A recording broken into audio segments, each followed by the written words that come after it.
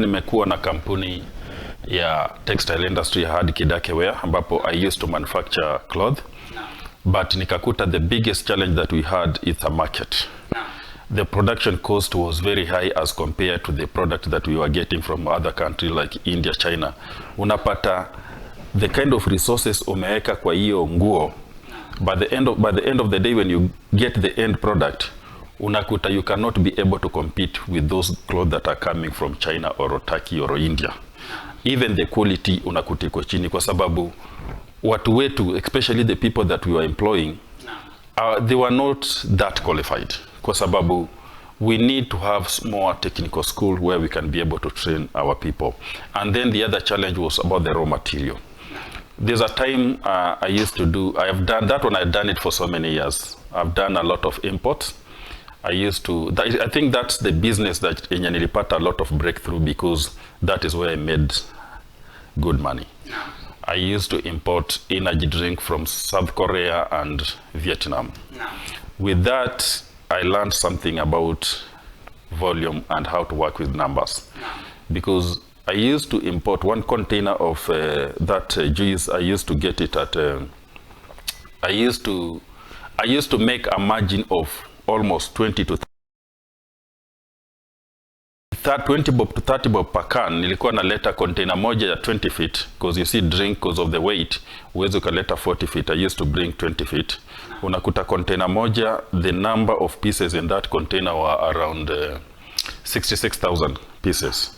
With 66,000 pieces and you are making, let's say around my margin, because unakuta kutoka let's say like Vietnam, nilikuwa nanunua one can, they were giving me at 11 shilling Kenya shilling. By the time you pay taxes and everything, the landing cost was around 27 bob. By the time ikienda kwa market unakuta unauza at a wholesale price one can at around 60 bob. So by the end of the day you are making almost 30 bob. 30 bob, ukitengeneza 30 bob na uuze container moja at a wholesale price with 30 bob and you are selling 66,000 cans, you see by the end of the day unatengeneza good money, more than almost 2 to 3 million there per every container. And kama umejipatia target ya kupush 3 to 4 containers every month, so inamaanisha by the end of the month you can be able to pay your employee, you can pay your tithe, you can manage things. Now, when I was in Istanbul, Turkey, by then I was doing property business. I had a company called Scratch Homes. Tulikuwa tunafanya, I was like an agent. I was selling properties, and I had a showroom where I used to sell furnitures. Now, one thing that I realized, because nilifika place hata mimi nikakuwa na 1 or 2 properties, and I realized most agents, they are making a lot of money than the owner. Because unakuta the agent anafika pahali anatengeneza, anapata equivalent 1 month rent as his fee. So let's say if you have a house ama umetengeneza apartment, kila nyumba hata kama inaenda na 2020, that means that agent kukuletea client is going to get 20,000 kwa kila tenant analeta. Let's say you are talking about a 1 bedroom house or a 2 bedroom house. Now, ile kitu ambao nilikuja nikafanya, I met some gentlemen from VIHIGA and I sat down with them and I told them, listen, I have been to a number of countries and this is what is happening. People are losing money here and we can make a kill out of this.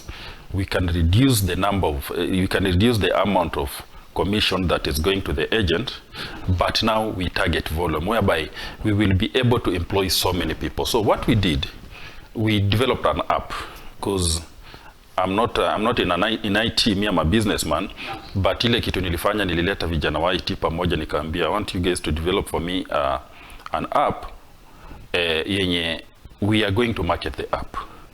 And the owners and the agents of the property are going to advertise their product on our app. Whereby these people, instead of somebody kama uko na property, instead of you spending, maybe giving somebody a commission of equivalent to that month's rent na mtaja invest kwa property yote, let's have, just take a photo of the whatever you have, a 360-degree photo or a video, come and post it on our website, whereby our website is connected to our app, na tuna advertise app yetu, so that mtu akitaka nyumba, let's say you are looking for a house in Kilelesho and you already know the budget, utakuja tu kwa app yetu, you put Kilelesho, you are looking for 3-bedroom apartment. So wale watu wameweka manyumba zao, because they are only paying 1,000 shilling. With 1,000 shilling, there's no more amount that we are going to claim from you. So instead of you giving commission to those agents after getting for you the clients, we are helping you get the clients. And you see, this is something that can be done from any area.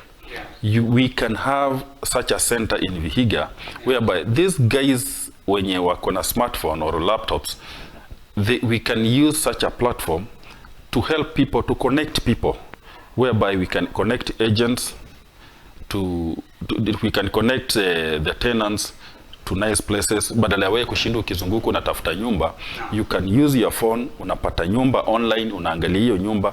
And you see, with this we can be able to have as many employees as possible wenye anaweza connect nyumba pahali pingi, na you are getting, let's say, if the company is making a K, you are getting 50% of that amount. So there are so many things, even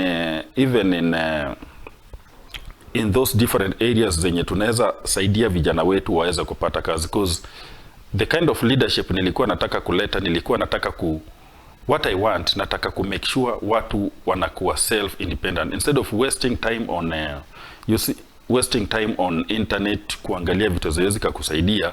You use that time to make money for yourself. No. Yes. Na mheshimiwa, umezungumzia mambo na vijana kuweza kujiajiri, kuweza kupata ajira. Kaunti ya VIHIGA ina vijana wengi ambao wamesoma, wameingia katika taasisi za kiufundi, inazungumzia technical colleges. Kuna wale ambao wameingia katika vyuo vikuu, wamemaliza lakini hawana kazi. Wewe una agenda ambao nimeweza kuisikia kwa ubali, ni kwamba unataka kutengeneza platform ambayo itaweza kuwaruhusu kuweza kujiajiri. Hawa vijana ambao wako VIHIGA sasa hivi, wewe ukachukua uongozi, una mikakati zipi ambazo unaweza ukawasho ukawaambia, mimi nikiingia ofisini kwa kipindi fulani, kama ni miezi 3, siku 100 ama ni mwaka mmoja, nitakuwa nimeweza kuweka miundo msingi kama fulani ambazo zitaweza kuhakikisha kwamba wanapata kazi? Je, una njia zote za kuweza kusaidia wale ambao wamesoma na hawana ajira, wale ambao pengine wameingia katika vyuo vikuu ama taasisi, wako na hiyo technical knowledge lakini hawajaweza kumaliza? Kuna wengine ambao wanaomba, mheshimiwa, tunaomba bursaries. Je, una mikakati zipi kwao? Mambo ya ajira kwanza. Nimeweza kuangalia VIHIGA na tumeweza kuzunguka. There's a time I invited my friends from China. We went around the county, and one good thing about our county is, number one, when it comes to human resources, tuko na manpower ya kutosha. Because you see, if you go to a country like Saudi Arabia or Dubai, you know, these people wanaweza taka sana kuweka factories or whatever, but it's very expensive. For you to have an employee in Dubai, the biggest challenge that you have, number one, lazima upate people from other country, and getting those people, it's very expensive, and you have to get for them a work permit. But now going to VIHIGA, ile kitu nilikuwa nataka kufanya VIHIGA, kitu ya kwanza ni kwanza ku map the region. Now, mapping the region, we come and say, okay, this is how we are going to plan. A place like Hamisi, those areas of Tiriki, to say, this one, we want to look for investors who are going to invest in food processing products. Tukuja, you see, by the end of the day, the moment you create that thing, unakuja unaangalia which kind of raw materials zenye zinaweza prevent, if it's local juice, tufike place tuseme we want people to come and waanze kuweka zile tulikuwa tunaita maganda geloni, the French beans. Tunaweka pale, tunasema this part of the region tunataka to concentrate on the food processing. Ukiangalia place kama Luanda, ukiangalia it's a place that is connecting, there's a highway that is connecting Kenya to Uganda. Tunakuja tunasema this is what we are going to do. Tunaenda kutengeneza hiyo barabara ya hiyo soko ya Luanda, whereby tunataka all our textile industries zikuwe pale, kushona manguo zote za kuzungusha, tunakuja tunaweka a place like Luanda, tunasaidia watu wetu, tunaangalia okay, what are we getting from Uganda, what can we get from Uganda we sell, or what can we get from Kenya we take to Uganda. So tunakuja tuna make sure that that place tumeiweka, wale watu wanaenda Uganda we can be able to showcase what we have in our region, wanakuja wanaangalia pale. How can we transform VIHIGA to become a trade hub, a place like Mbale? Unajua, I always tell people, when it comes to business, biashara inakuanga very tricky, because nimekuwa kwa biashara mingi sana. Before being working with, there's a time we did a lot for Nakumatt when they were going down. They contacted us, we gave them, we were doing for them some consultant work. Na biashara inafanyikanga, especially when you are dealing with the trade, there are two things. Ukiangalia watu wetu, ile kitu wamekosa ni skill na capital. How are we going to support these people waweze kupata capital, waweze kufanya biashara? Tunaenda kufanya nini watu wetu, especially hawa mama wa soko, kuwasaidia hata mvua ikinyesha waweze kupata bidhaa kwa bei ya chini? Because ile kitu county government lafaa ifanye, tujaribu vile tunaweza, so that our traders wanaweza kuwa competitive in the country. Watu wajue, look at a country like Uganda.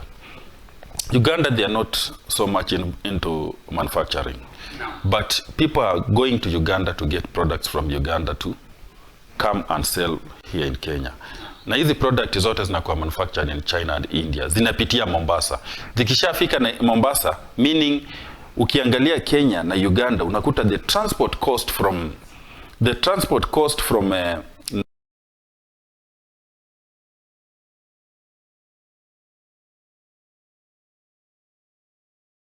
jaribu kufanyika,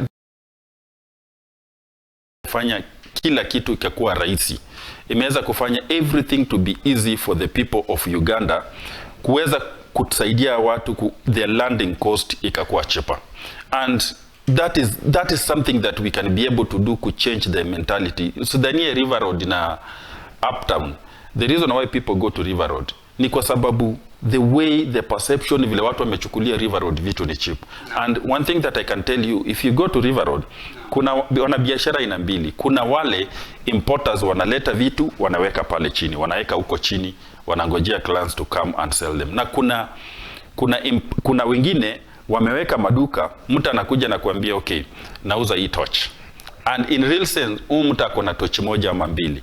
But the moment ukimwambia sawa, nataka unipakie hizo torch 10, the only thing atafanya, utamlipa, achukue zile pesa uko nazo, aende ateremke hapo chini kwa basement, apate ule mtu analeta hizo vitu na wholesale akupatia. Because what we need in our county is the circulation of money. The other thing that kabla nimalize, the other thing that we are going to do, tunaenda ku make sure that all the tenders, most of these tenders zenye tunaenda kupatia, we are going to give to our people. Tenders tutapatia watu wetu, hatutachukua tenders tupatie watu wengine, because the moment you start giving these tenders to other people, what will happen? Ile kitu inaenda kufanyika, pesa zitaenda huko kwingine. But ukichukua tenders upatie watu wetu, ukichukua kazi upatie watu wa county,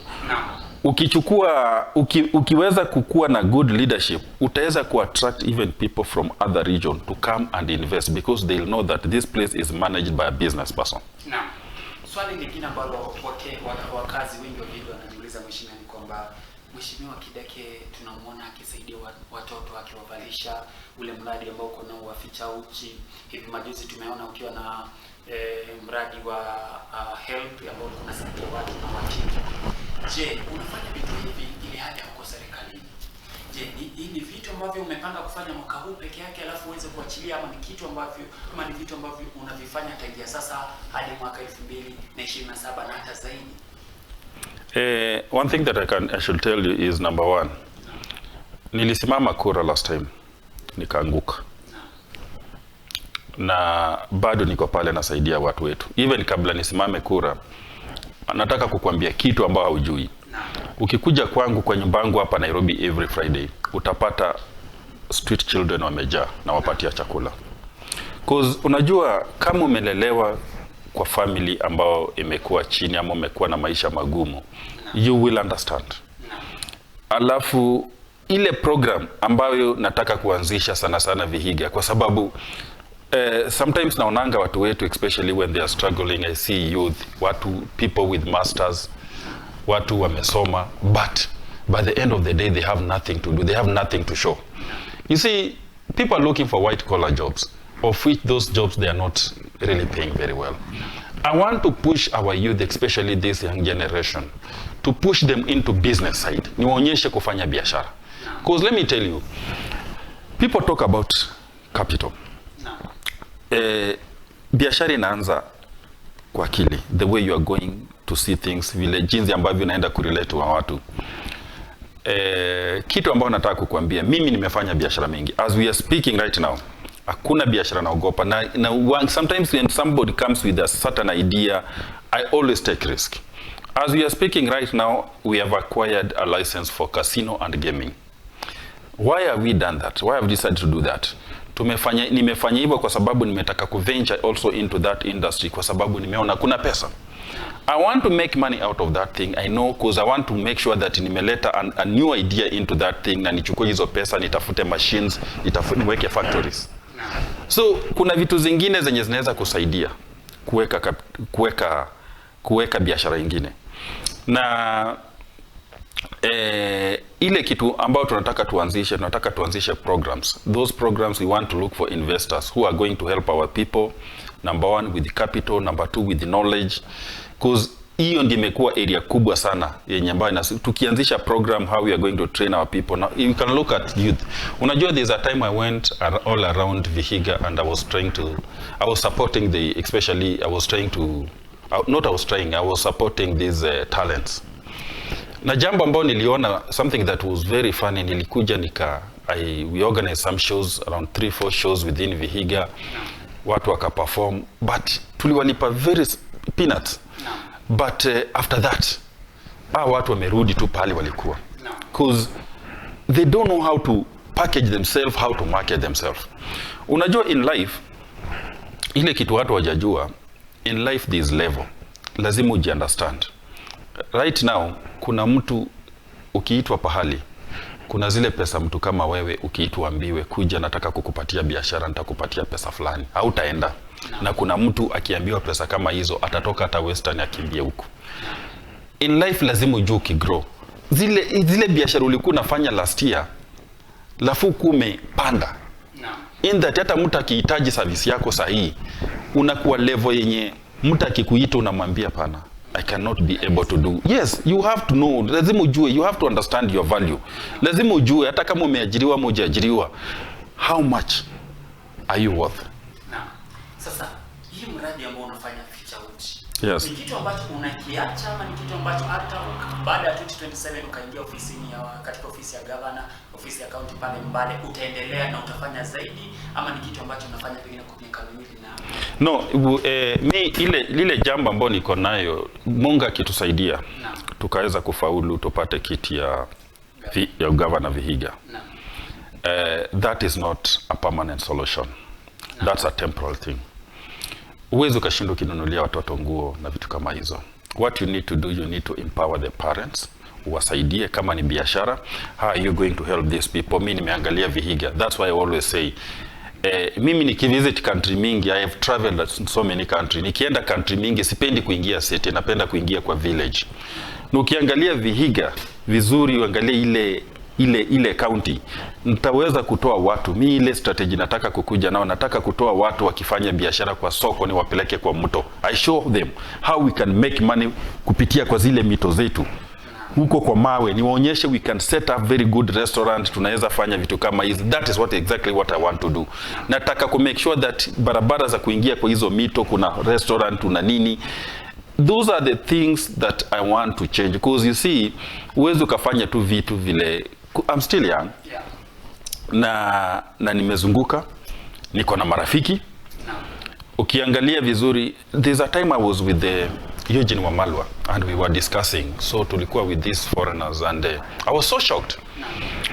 When I was discussing with them, kuna kitu moja aliniambia. I told them I have investors here, but the only challenge that I'm having, sijui ya watu, which governor I can be able to work with, because if I call my governor, he don't pick my phone call. Achukui simu, because for him he think maybe nataka usaidizi, nataka nini, of which I'm not interested. The guy told me, ule governor mzuri kabisa, ule unaweza fanya naye biashara ni governor Anyang' Nyong'o. I've never met Anyang' Nyong'o, but is somebody mwenye anataka kusikiza, mwenye anataka kukaa na watu. So the guy told me, why don't you go to Anyang' Nyong'o? You see, kuna vitu uwezo kakua. You see, lazima kuwa accommodative, sikiza watu. Whether you are competitors, kuwa mtu wa kusikiza watu. Because by the end of the day, mimi nimefanya kazi na mheshimiwa the first governor of Nakuru alikuwa anaitwa Bonga. Nimemletea so many investors pale. Na ukifika place, ukifika kwa kiti, ukisema you don't want to work with your competitor, you don't want to work, wewe ndio utalose. Somebody like Anyang' Nyong'o, that guy I was told is open. Akona project as we are speaking right now. Nasikia uchungu sana cause I have to take, because the guy amefungua mlango, is welcoming investor, amesema watu wakuje. Napeleka sahi wa China Kisumu. Kufanya nini? There is a project yenye huko ya conference hall and a hotel. And when I discussed with this guy, he told me there's a project in VIHIGA, ya granite, a very good project, but the ground is not good. There's a project in Kakamega, ya gold, but things are a bit slow. So unakuta ule mtu amefungua milango yake, ule mtu kwa tayari kufanya kazi na watu wengine, ndio utafanya kazi nao. No. Yeah, that is the thing. No. Hapo kwa mheshimiwa Eugene Wamalwa, manake kwa hivi karibuni tumeweza kuona ukitangamana naye mara kwa mara. Na kando na watu najua wakati ukisimama kura, wakati ule ulisimama katika chama cha Ford Kenya. Na wewe unajulikana, unafahamika kama mwanachama wa chama kile cha Ford Kenya. Hivi karibuni unaonekana na mheshimiwa Eugene Wamalwa ambaye ni mwenyekiti wa chama cha DAP. Je, kuna uwezekano ukaingia chama cha DAP ama wewe ni mwanachama wa Ford Kenya mwaka huu?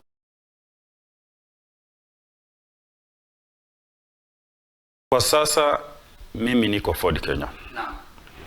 Ndio nimeweza kuongea na mheshimiwa Eugene Wamalwa, ameweza kusikia kazi ambayo tunafanya na akataka tufanye naye kazi. Naam. Na mambo ya chama sitaki kuongea sasa hivi.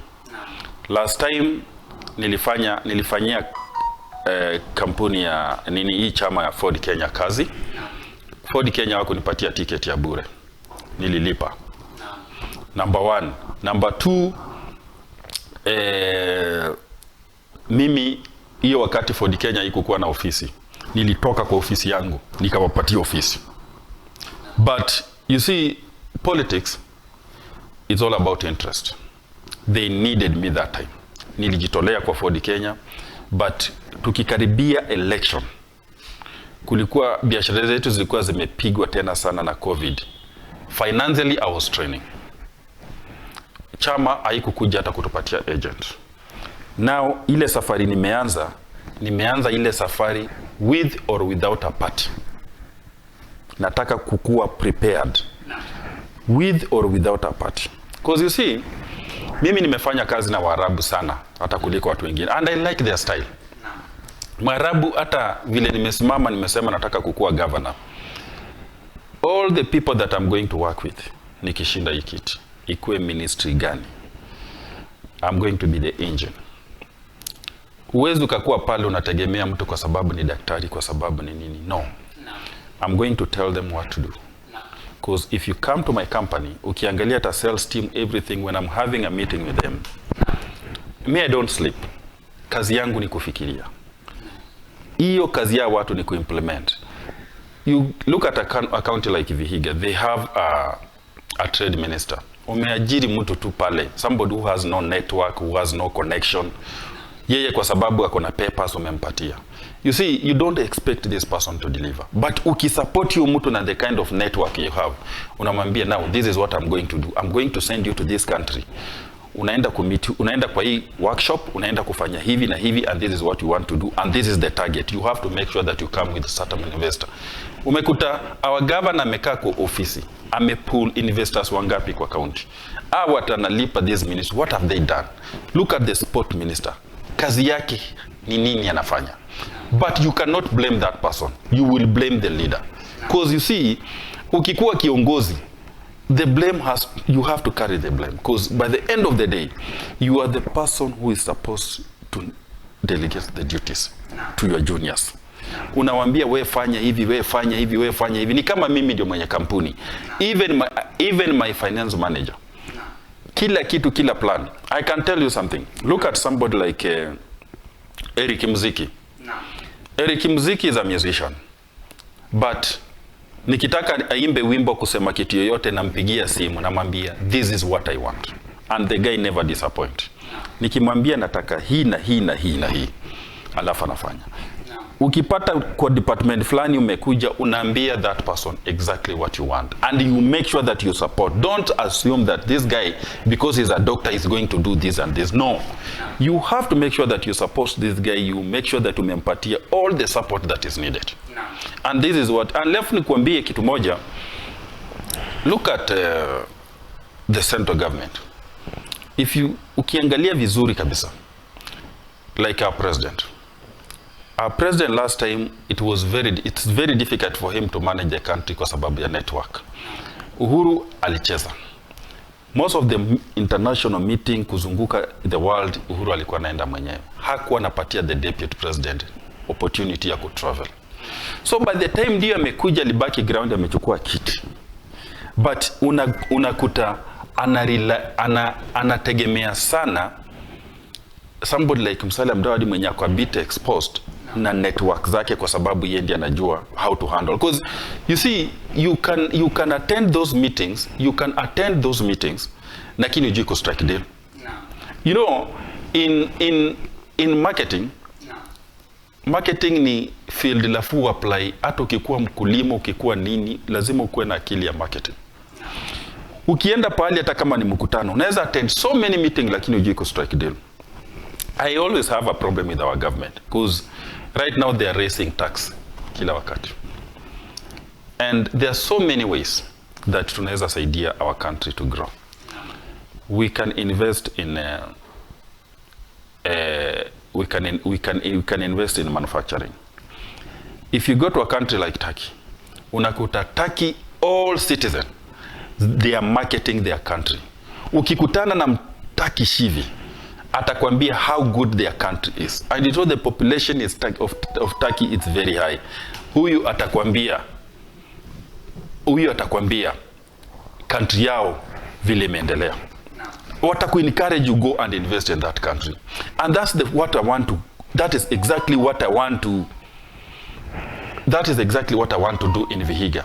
Nataka kutengeneza VIHIGA in a way hata ukikuta mtoto mdogo anakuambia come and invest in our county. Because you see it's all about the perception. Zile vitu nataka ku make sure nimeleta watu wameinvest. Very small thing azihitaji capital mingi but there are things that hujaona pale popote. I like Sosa when I go to VIHIGA because of ya Isindu. Hakuna pale pengine. Mamangu ndio alikuwa ananipikia Isindu na hayuko. So nataka nifike place hata kama ni huko kwa mito we start hotels. I will be the first one to invest such a hotel. Pali penye tukifika huku mgeni akikuja anaweza ishi kwa hizo makavu, anaweza ishi pahali kwa nini huko. Mkikuja huko unakuta mandege zinapiga kelele, maji napitia hapo chini. Wageni wakikuja hata kama ni wazungu wanaweza ambiwa sasa kuna zile umbakoko ziko pale unapewa, unaambiwa ukishika sungura utalipa siku moja. We make sure that kuna a lot of fun. Those are some of the things because you see uwezo kaambia investor akuje ajenge building ndefu VIHIGA. Uwezo kaambia mtu kuja ujenge hotel VIHIGA. But through the activities that zinafanyika huko na zile vitu ambazo zinaendelea, hizo ndio sasa zitaambia watu huku ukiweka hoteli huku you'll get clients. Ukifanya hivyo utapata clients. And that's exactly what we are going to do. Na mheshimiwa, kuna taifa la Kenya linajulikana huwa tuna sherehe ya kusherehekea wale mashujaa ambao taifa hili tunajivunia kutokana na juhudi ambazo waliweza kuzifanya wakati nyakati tofauti. Kaunti ya VIHIGA ina mashujaa wetu. Mashujaa kama vile Joka Denge ambaye alikuwa wakati wake alikuwa mchezaji mashuhuri zaidi katika masuala na soka. Lakini hawa mashujaa wa VIHIGA mheshimiwa ni kwamba wameweza kusaulika. Kuna barabara ziko kule VIHIGA, hakuna barabara ambayo imeitwa hata baada ya shujaa yoyote ambaye anatoka sehemu za VIHIGA.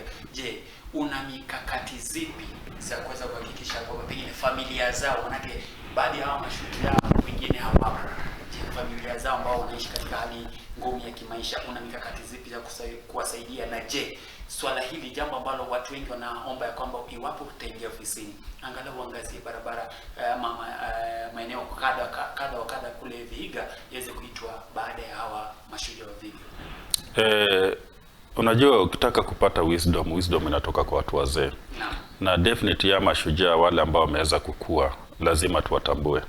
Ndiposa tuweze kupata mashujaa, watu kama sisi tuweze kuwork hard tukue mashujaa kama hao, kwa sababu jinsi ambavyo tutawatunza. Kuna watu wamefanya kazi mzuri sana katika hiyo sehemu yetu ya Vihiga, na watu kuna barabara mingi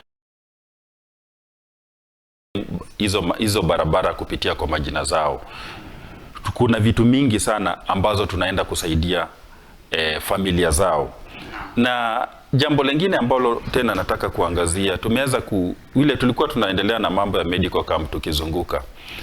Tuliweza kurealize regions, ukienda Muhaya, ukienda huko Munoywa, uende huko Bosali, unakuta zile magonjwa si the same. Unakuta pali kama Muhaya, unakuta tulikuwa na cases mingi za watu kukatwa na panga. Unakuta pali pengine kuna cases za wazimu.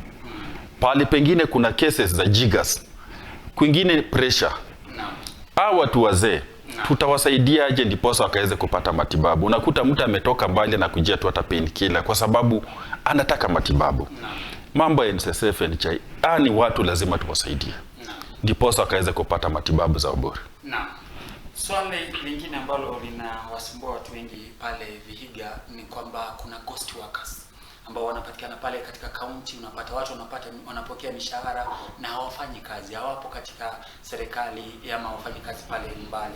Je, ukiingia ofisini mheshimiwa, ni mikakati zipi ambazo uko nazo ambazo utaweza kutumia kuhakikisha kwamba unaondoa ghost workers katika county government yetu? Maana ni jambo ambalo linakumba taifa nzima, kaunti zote unasikia ghost workers. Definitely tutakuwa na audit. Lazima watoke.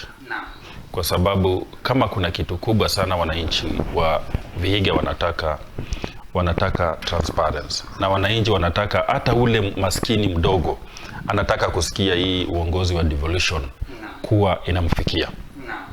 Na jambo lingine ambalo tunaenda kuangalia ni kuwa, unajua kwanza jambo ambalo najua na hili acha nikwambie, na si ati kitu sijui. Sahi tuko na levels, phases ambazo tunatumia, kwa sababu I'm a marketer by professional. I've done this thing in so many countries. And last time nilijaribu hii siasa. Kupata kiti ya ugavana. Kazi kitu nataka kukuambia, si kitu tu ambayo hata useme uko na pesa, uko na nini, ni kitu utapata. Kuna kazi. Na kuna watu watakuja na maneno mazuri, watasema watafanya hivi, wanajua kuimba, wanajua they are comedian, whatever. Jambo ambalo nataka kuambia watu wetu wa Vihiga, watu kama sisi, kwa sababu unajua mimi siko kwa serikali, so uwezo ka expect kuniona kwa ground kila weekend, kwa sababu lazima nifanye kazi, nitafute pesa. Hiyo ndio kitu la kwanza. Uwezo ka expect nikuwe kwa ground kila wakati. Lakini niko na watu wangu wanafanya kazi, kwa sababu lazima nitafute pesa ndiposa nikaweze kufinance hizo miradi ambazo zinaendelea. Na kuna watu labda wako kwa serikali tayari watajipata kwa hiyo matanga, lakini ile jambo ambalo nataka kuuliza watu wa Vihiga, ndio jamaa anakuja na kusaidia wakati wa matanga kwa pale, na wachekesha, nafanya vile na jinsi ambayo anafanya. Mnazika mtu wenu, mnasikia hiyo ni vizuri, hata mimi nasaidia matanga. But kaa hivi ufikirie about maisha ya watoto wako, maisha ya baadaye. We need a structure. Tunahitaji hata wewe mwenyewe ukifikiria mambo ya Mbale kukua, Mbale pale penye iko na viongozi ambao wamekuwa, kuna siku ambao utaona Mbale kikuwa city. What are we supposed to do to change that town to become a city? Because as we are speaking right now, it look like a confused town. Uwezo ka expect, siwezi kakwambia nitakuja nijenge ma building, but what I'm coming to do, I'm coming with a plan. Hata mtu akiona, hata akisikia kiongozi, we are going to make sure that whatever tutaweka energy yetu, tuweke vicha zetu pamoja, lazima tubadilishe. Lazima ukipita mbali unaona kuna mwelekeo. Hapa ni wapi, hii ni ofisi ya serikali, hapa hii ni ile, tunakuwa na mpangilio. And for us to be able to achieve that, we have to make sure that the town, it's a beehive of activities. Kuna biashara inaendelea, tutasaidiaje watu wetu? Hizo soko, how are we going to modernize the kind of market that we are having?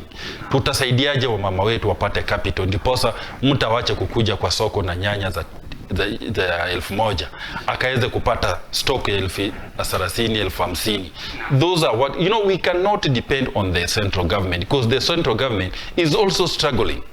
Yes, the central government is also struggling because they are a bit confused. Because unajua ni watu wali promise wale watu wa chini bottom, and you see it's only in a developed country where you can be able to use such kind of system. Hiyo unaweza kutumia kwa develop, because what we want to do, even if we decide okay, let's start at the middle, we empower these people so that they can be able to employ people. Na tusidanganyane, Kenya kuna kazi. What are we going to do to help our people get jobs in other countries? We are going to work with genuine agents to make sure that hata vijana wetu wameweza kupata kazi huko nje. Wapate kazi za house girl, lakini kazi mzuri waweza kupata. Those are the things that we are going to do. And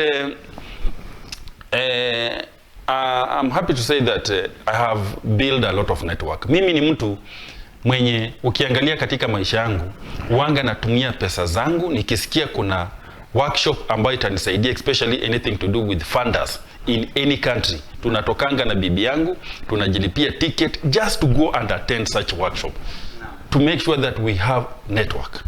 Hata watu wenye utatuona, even these Chinese that na hii hawa Asians na hawa tunatuona nao na hawa wazungu, these people si ati wanakuja kutusaidia because they are also looking for opportunities where to invest. Wakikuja hapa tunakuanga tumeambia the opportunities that are there. So wakikuja wanataka kuangalia, because ukiangalia, I always tell people, especially when I meet these foreigners, ama nikienda hizi mikutano, when I'm given opportunity, unajua haijalishi kama unapenda ule rais uko naye ama unapenda president, but by the end of the day, Kenya is our country and we have to protect it, and we have to make sure that we market our country. Every time I attend such workshop, I always tell people, look at a country. I have worked in Dubai. I have a company in Dubai. I always tell these people, if you go to Dubai, kila kitu, you cannot make more than 11%, because your country, kila kitu iko controlled. Uwezo kanunua building ukae nao for more than a year, alafu make profit ya more than 11%. Everything is controlled. That's why you see in Dubai, dollar na dirham, it has always been 3.65 for so many years. So Kenya is a place where it's a willing buyer, willing seller. I always tell these people, come to Kenya, buy land, subdivide that land, use a portion, you will make even more than 100%. There are so many opportunities in our country. Umeguzia swala la mashamba, na kuna mtazamaji mmoja anajulikana kama Masi Alibiza, anasema help the sector, land and survey, those ministries are rotten. What's your plan to ensure that those in office deliver? What strategic measures will you put in place? Na kuna swali lingine ambalo pia limetokana kwa shabiki mmoja mkubwa anajulikana kama Bwana Opati, anauliza magavana wengi wanakuwa na tatizo la kusukuma agenda yao pale bungeni, katika bunge la county. Je, una mikakati zipi ya kuhakikisha kwamba utakapoingia ofisi ya kwamba wale ma MCAs tutaweza kuhakikisha kwamba agenda zako wanazisukuma ili kuhakikisha kwamba unaleta maendeleo katika county hii? Unajua jambo la kwanza nataka kukuambia, when you are governor, you take the responsibility. Kukianguka hakuna mtu anatajanga MCA. Wewe ndio unamulikwa.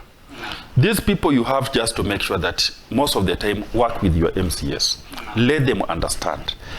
Hata si lazima usifanye shortcut ndio wapatie pesa chini ya maji, because they'll take advantage on that. Watashinda ukiku blackmail. The moment you are doing the right thing, I'm telling you, these people will support you, because even them, they also want to be re-elected. Sasa ukifanya kazi nao na ufanye nao kazi nzuri, na waone by the end of the day wananchi wanafurahia, hata hao watakuwa re-elected. But the biggest problem ya magavana imekuwa to please MCA, to call them, wasukume agenda zao, to give them kickback. By the end of the day, ukienda that direction, utakuwa blackmailed, hakuna kazi yote utafanya. Utakuwa ukitaka kupitisha kitu, inakuwa lazima. But if you do the right thing, because you see, by the end of the day, our bosses are the common mwananchi. The moment you do the right thing, utakuta everything itakuwa rahisi. Na ndio sababu najua kuna kitu moja wameuliza hapo kuhusu masuala za mashamba. Hiyo ni kitu ambayo imesumbua watu wengi, even in the central government. There's a lot of corruption. Mtu anauza shamba yako, hata unaona leaders wanapigania mashamba. There's a lot of, kuna tamaa sana ya mambo ya mashamba, hata kuanzia kwa viongozi wakubwa. Kumekuwa na tamaa kubwa sana ya mambo ya shamba. So ile kitu ambao nataka kusema, let's embrace what is happening in a country like China. What should we do? Hiyo lafaa ianze kule kwa central government. Ile jambo lafaa ikuwe Kenya. Tuamue. Mtu hafai kukua na zaidi ya eka fulani, hata tukisema eka 2 kwa kaunti moja. So that hii mambo ya mtu mmoja kukua na shamba kubwa tutoe. Hiyo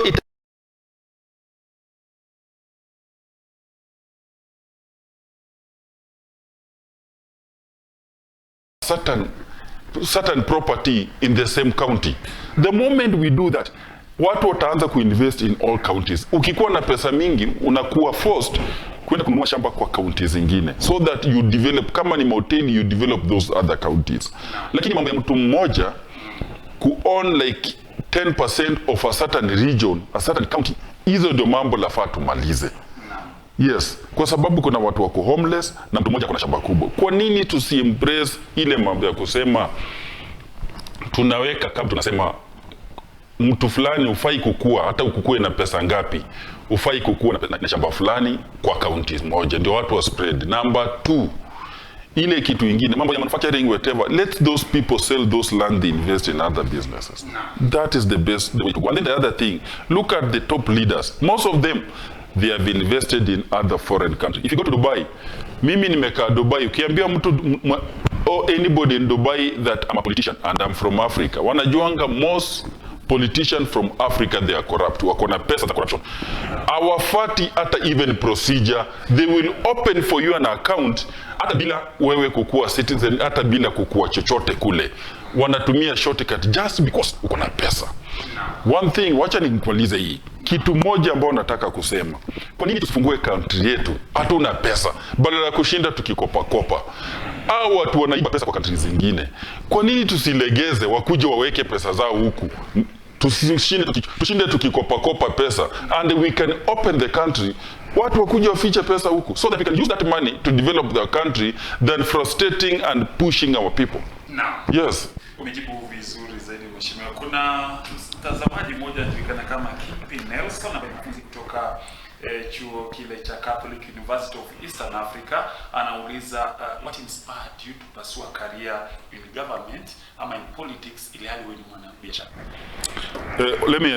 Let me answer that question. Number 1, business as man. Just to be honest. Kwa biashara, the first thing is growth. The challenges za biashara ni tamu, pale kuna pesa. But angalia kitu moja, kuna hapa wananchi. Mimi ni mtu nimetoka familia ambayo ilikuwa chini.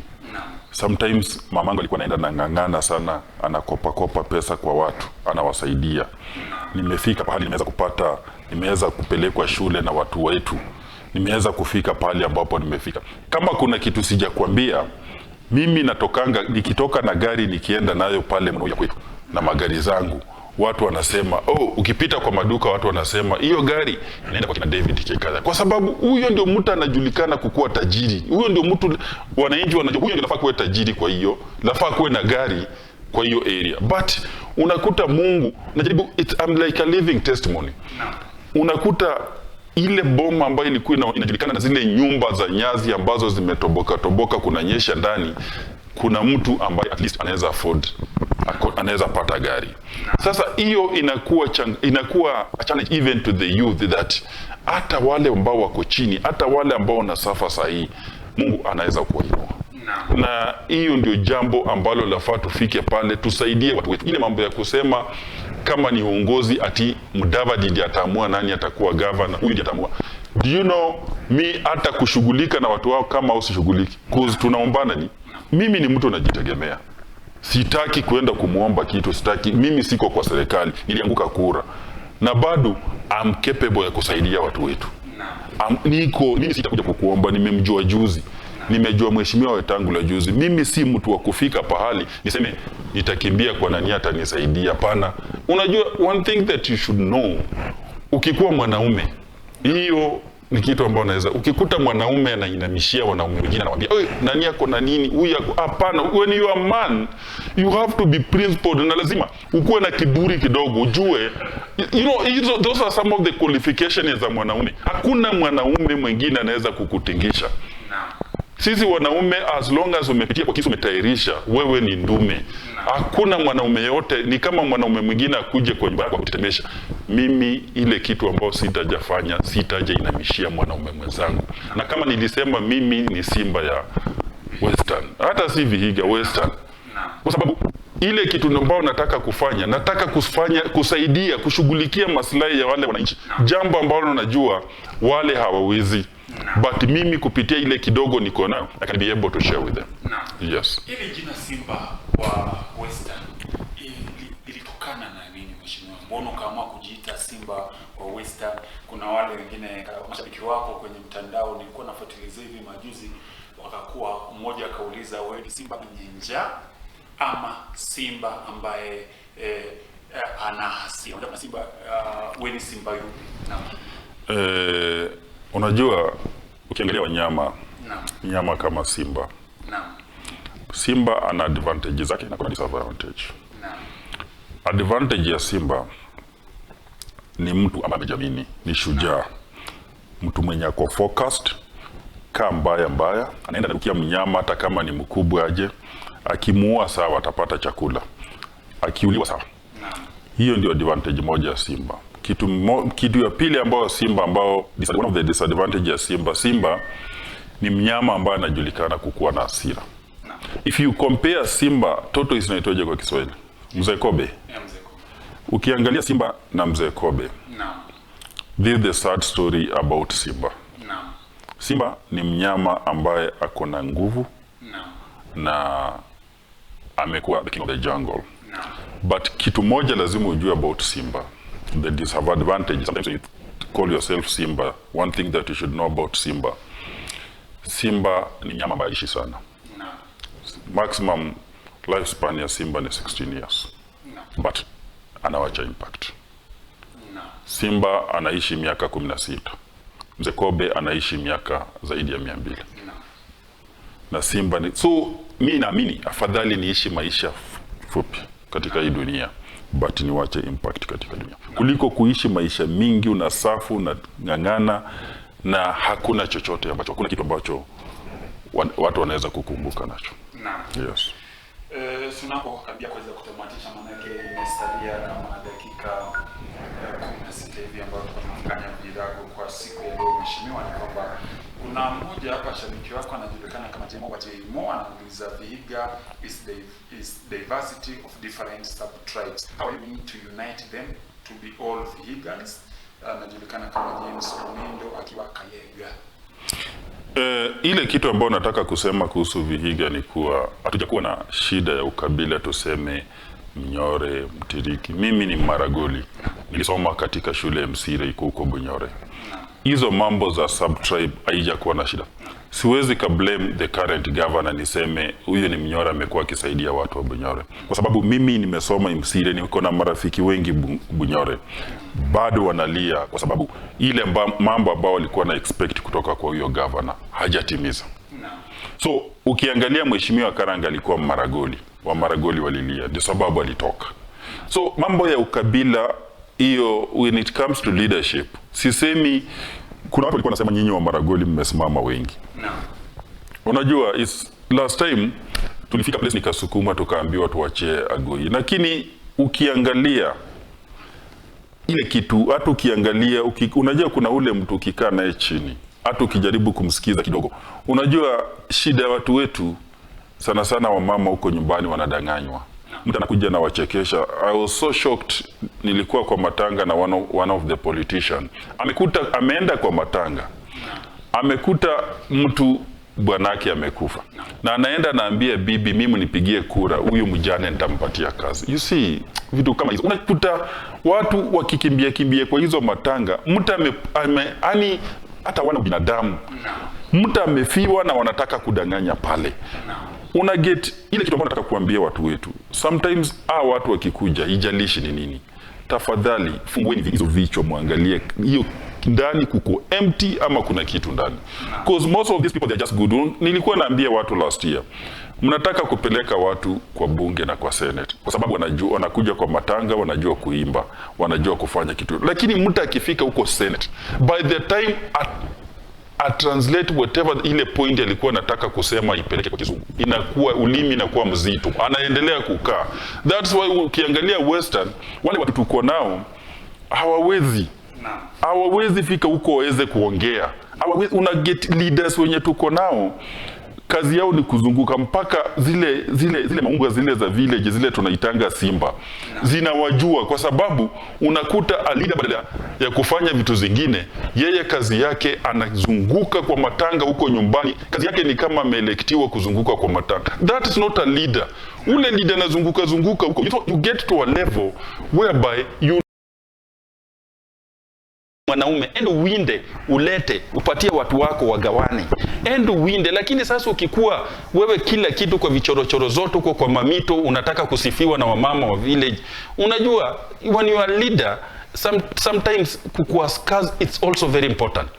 Lazima uende uwinde, ulete watu wako. Look at somebody like Mheshimiwa Sudi. Mheshimiwa Sudi si jamaa ameenda shule sana, but anafanyia watu wake. Sasa ukienda more than 80% ya watu wake wako connected kwa maji. Na hata angalia hizo pesa za basari za nini, yeye anapiga biashara zake huko, akipata pesa anaongeza pesa zake kwa mfuko. So unakuta watu wake kumwachilia ni ngumu. Lakini unakuta wengine is a leader lakini anakaa kama CDF manager. So badala ya kuachia watu wengine wa manage, yeye anakaa CDF manager. Ile kitu ambayo nataka kuambia viongozi wetu, tuache kuzunguka mpaka utakuja mwagiwa maji moto na wamama huko. Mtu akimwaga maji anakuta amemwagia kiongozi wake, kwa sababu mnapitia huku, mnapitia paka hata heshima watu waweze kuheshimu. Naam. Yeah. Mheshimiwa, tunapokaribia kuweza kutamatisha mahojiano yetu siku ya leo, kwamba kuna shabiki mmoja hapa ambaye anajulikana kama Wellington Malungu anauliza small businesses. Kuna wale kubwa, kuna wale wamama ambao wanafanya kwa kioski, vile vibanda vidogo pale Ndete, pale Shama, pale Mbale Majengo. Hao wamama uko na mipango zipi kuhakikisha kwamba ukiingia ofisini hawataweza kusumbuliwa na askari wa kanjo, wataweza kupata environment? Maana biashara zao si biashara ambazo zinaleta mapato makubwa. Hao wadogo wa chini, vijana wale wa bodaboda, una mikakati zipi ambayo utaweza kuwasaidia wafanya biashara wale wadogo ambao wanasaidia katika ujenzi wa uchumi wa taifa hili? Unajua ile kitu ambayo nataka kukuambia, mimi nimezunguka kwa so many workshop especially za funding. Mimi niko na microfinance ambayo inaitwa Stara, tunakopeshana pesa. Na si ati hizo pesa tuko nazo. Kitu ambao tunafanya, tunaenda kwa hizi workshop, tunatafuta wale watu ambao wanakopesha pesa. Kwa sababu kitu ambao haujui, huko nje watu wanakopesha pesa even at 3% per annum. Mimi nimeona serikali yetu, kuanzia kwa serikali ya Uhuru mpaka saa hii, serikali yetu imeweza kufika pahali kazi yao ni kukopa pesa kwa local bank. You know, the moment serikali imeanza kukopa pesa kwa local bank zinakuja zinawekea wananchi masharti ngumu sana ndipo waweze kupata pesa. Mimi nitakuja, unajua the moment you are in that position, you can be able at least to strike deal na some of these big finance organization. Tunaleta pesa, wanatupatia pesa na 3% because kwa finance, kwa sababu vile dola yetu inaenda, ukipata pesa at 3%, unajua wale kuna ile minimum wanaweza kopeshana. Unakuta most of this company, the minimum they can give, it's from 1 billion Kenyan shilling. We are talking about 10 million USD minimum. Hiyo ndio inakuwa, that's more than a billion. So ile kitu inakuanga wanakupatia na 3%. 3% if you translate it, najua watu wa finance wanaelewa, if you translate that money, that is like 6%. Kwa sababu ya inflation inakuja kama 6%. Banks banks hii Kenya zinapeana na like wanasemanga 10, lakini kuna kuanga na miscellaneous. So by the time ukiweka pamoja unakuta it's just back to 18. Tukiweza kupata hawa watu, tuweze kufungua hizo organization zetu kule nyumbani.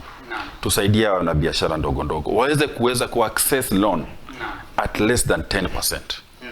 Ukishapata loan at less than 10%, then kunakuwa na repayment period ambayo itakuwa flexible. Hiyo ndio jambo ambalo tunataka kufanya, kwa sababu we can be able to negotiate with these people. Alafu jambo ingine ambalo tunataka kusaidia watu wetu, tunataka ku make sure zile soko ambazo wanafanyia kazi ni pahali hata mvua ikikuja hawatatoroka, ni pahali hata wenyewe wanaweza jivunia. Tutatengeneza modern, kwa which mimi nataka kuhakikishia serikali yangu kutakuwa na shida kidogo, kwa sababu tukiingia the first days kutakuwa na uchungu, kwa sababu ndio poso uweze kutengeneza mambo kwa vizuri, lazima watu waumie kidogo, ndiposa mambo iweze kukuja vizuri. Ndio hiyo mbali ionekane kama city. There's nothing that Oparanya amefanya, amepanda tu miti hapo kutengeneza tu barabara, but sisi tunaenda kufanya kazi. Mheshimiwa, masuala ya talanta, unajulikana kukuza talanta katika kaunti ya Vihiga, na hata si Vihiga tu, manake katika sehemu ambazo umetembea umeweza kukuza talanta nyingi. Mheshimiwa, pale Vihiga unakuza talanta za mpira, vitu kama hizo. Lakini mheshimiwa, kuna wale vijana ambao ni waigizaji. Kwa mfano, kuna msichana mmoja anajulikana kama Medi ambaye anafanya kazi nzuri, wakina muziki Eric. Je, uko na plan ambazo utaweza kuleta vitu kama theater katika pale Mbale, pale Vihiga, kuhakikisha kwamba hao ambao wanafanya uigizaji wanapata pia platform ya kuweza kuonyesha talanta ambazo wameweza kubarikiwa nazo na Mwenyezi Mungu? Unajua, the moment tumeweza kutengeneza a very good theater in Vihiga, place ya showcase, and hii I think naenda kufungua saa hii, sitangojea wakati wa elect, sitangojea nikuwe kwa kiti. Niko na mpango ya kufungua, already have a license for a TV station inaitwa XB. Through our TV station we want to make sure that tumemarket ya watu. Unajua, nimeangalia timu zetu sana hizi talanta vitu mingi timu Kenya, na nimeona watu wengi. Nilikuwa naambia one of the club pale Luanda Villa, nilikuwa naambia manager wao, nikamwambia, you see what is happening, ile kitu kubwa ambayo inafanyika sana pale ni nyinyi mnataka kuona wachezaji mtaki kuachilia bara. Watu tunataka tuwatafutie waweze talanta zao zikaweze kuonekana huko nje, ndiposa wakaweze kupata big recording companies zenye zitawachukua, ndio waweze kuinuka. Kama ni footballers tuweze kukuja, wanakuja ndio sababu tunafungua Kidake Kidaka Academy. Watu wanakuja wanakuja tukiwauza, wanaenda wanasaidika huko mbele. Si ati tunashikilia kwa sababu huyu ni mchezaji mzuri, na that is the problem.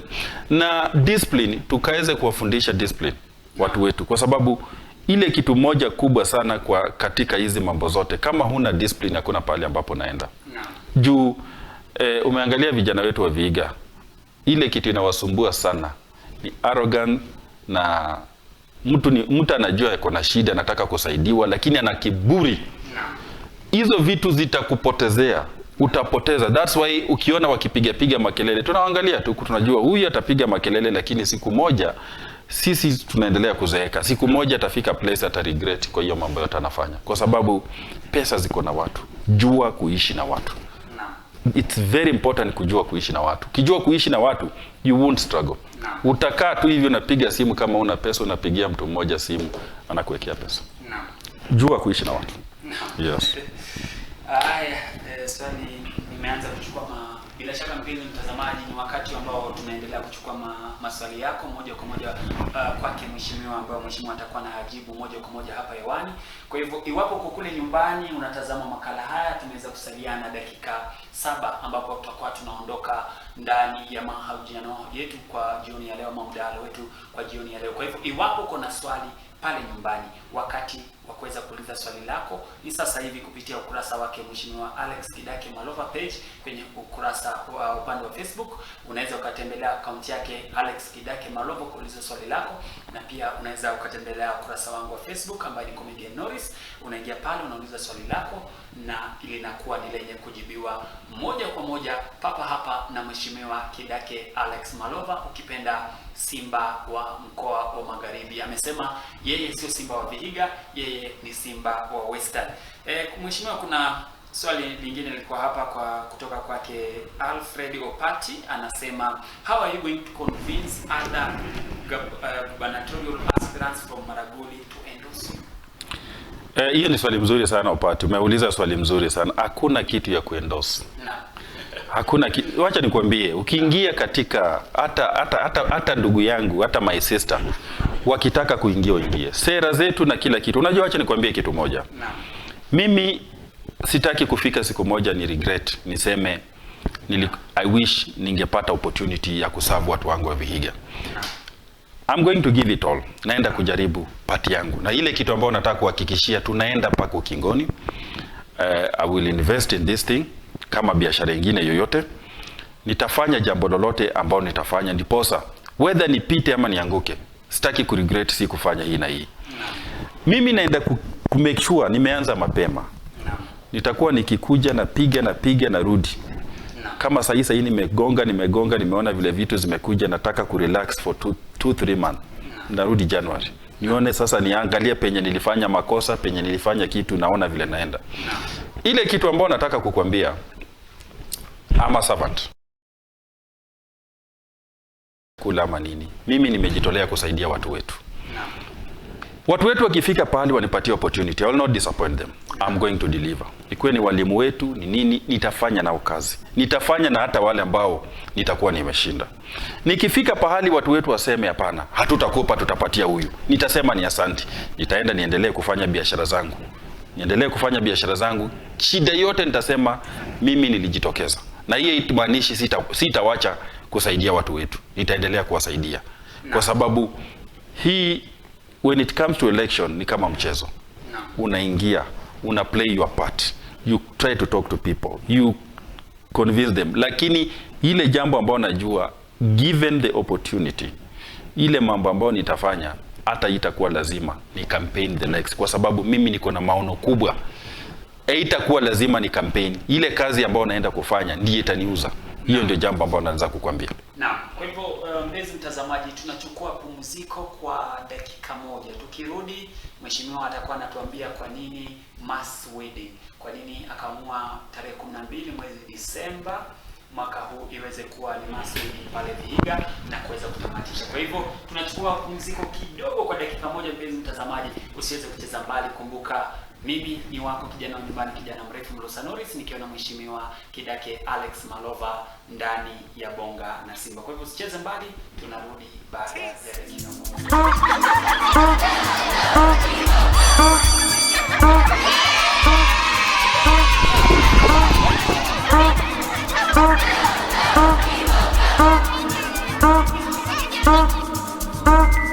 Watoto wangu we, watoto wangu we,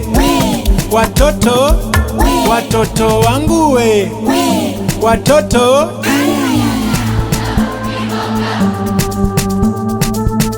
Ficha uchi na kidake, sema ficha uchi na kidake, sema ficha uchi na kidake, ficha uchi na kidake. Watoto wetu kwa mashule, Kidake anataka wang'are, anawajali watoto kwa kuwapa nadhifu sare. Kidake Foundation tunatembea kwa mashule, tukiwapa uniform, wacha watoto wang'are. Kidake Foundation tunatembea kwa mashule, tukiwapa uniform, wacha watoto. Naam, bila shaka mpenzi mtazamaji na sawia na msikilizaji ambao unatupata moja kwa moja, ni kwamba tumeweza kurudi hewani ikiwa ni katika masuala ya mdahalo wa Bonga na Simba, mdahalo ambao unakuja moja kwa moja kutoka ukurasa wa mheshimiwa Kidake Alex Malova kwenye ukurasa wa Facebook. Na mheshimiwa ametoa hoja zake, ameweza kutoa manifesto zake, na kwa wale wote ambao mnakuja moja kwa moja hewani, tunatoa shukrani zetu kwenu, kwa sababu nyinyi ni watu wa nguvu zaidi, na tunaendelea kusema kwamba muendelee kutazama Bonga na Simba, manake kupitia hapa ndipo unapata nafasi ya kuweza kutangamana na mheshimiwa moja kwa moja kupitia ukurasa wake wa Facebook. Mheshimiwa, tunapokaribia kutamatisha, mbona ukaamua wedding anniversary? Niliamua kuweka hii anniversary ya harusi kwa sababu Nakumbuka wakati ambao nilikuwa nafikiria kuoa, mamanga alikuwa anashinda akiniambia anaweza tamani sana kuona harusi yangu. Alikuwa ananisukuma akiniambia anataka nifanye harusi, lakini kwa wakati huo sikuwa na uwezo. Na nimetaka sana kufanya kitu yote. Tulikuja tukafanya harusi, lakini nilisikia vibaya kwa sababu ule mtu ambaye alining'ang'ania kanisomesha, ningetaka kumfurahisha hakukuwa. Jambo la pili ni kuwa ndoa ni kitu ambao we can say it's a holy thing.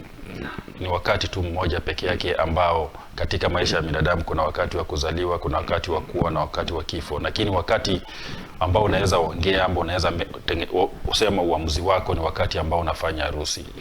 So mimi nilitaka kuitumia kwa sababu there are so many things zenye hazijafanyika, ni vile sitaki kuongea sana, zenye Mungu akitupatia nafasi kama governor tutakuwa unajua VIHIGA inajulikana kama pahali ambapo pana utamaduni. Although sasa hii nimeona siku ya utamaduni wamegawanisha, kuna watiriki, hiyo ni kugawanisha. Hii ni kitu yote ambayo tulikuwa tunafanyia huko mbale. Lakini kwa sababu ya siasa za ujinga wameweza kuharibu utamaduni wetu. So ile kitu ambayo niliweza kusema nilitamani sana kukuwe na anniversary ya harusi. Lakini jinsi ambao watu wetu wanafanya so far, watu wetu ni waoga kufanya harusi ama ni nini. Sofa hakuna mtu yote ambaye ameweza kujitokeza kuregister kusema anataka kufanya harusi. Paka ile mambo ambayo tulikuwa tunafikiria tufanye, sasa tunashindwa. Tutafanya aje kama nyinyi wenyewe mtaki kujitokeza? Unaambiwa utafanywa kila kitu. Ile kitu ambao unakuja tu naye ni mchumba wako. Sisi tutakufanyia kila kitu, lakini watu wetu wameweza kukua na uoga mingi sana. So jambo la harusi ni jambo ambao it's like ni kitu ambao tulikuwa tunataka kuanzisha ikuwe celebration yenye itakuwa ikifanyika kila mwaka huko VIHIGA, ambapo tulikuwa tumeifungua. Si lazima kuwe mtu wa VIHIGA, lakini watu kutoka pale popote. But tuna imani itafanyika tarehe 12, watu watajitokeza, watu watakuja, na tuna imani itakuwa kubwa. Tuna imani itafanyika ni itakuwa kubwa. Yeah. Mheshimiwa, swali la mwisho kutoka kwake Bilado Santos ambaye ni shabiki wako mkubwa pia akiwa maeneo ya Sigalagala, anauliza swala la crime. Unapata wakati mwingine pale Chabakali vijana wameanza kuwa, mtu akitoka Nairobi usiku hivi akashika Chabakali. Maswala hilo swala utaweza kulitatua vipi?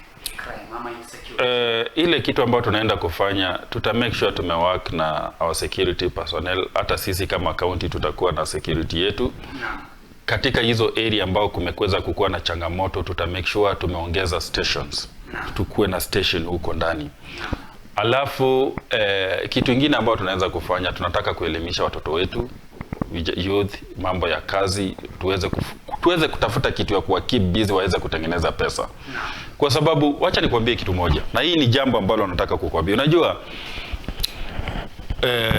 leaders wengi hawaja experience utamu ya kuongozwa na mwanabiashara. Ukiongozwa na mwanabiashara, unajua hata yeye akiangalia hospitali hivi, anaangalia tu vile atatengeneza pesa na isaidia watu wake. Kuongozwa na mwanabiashara kuna so many advantages.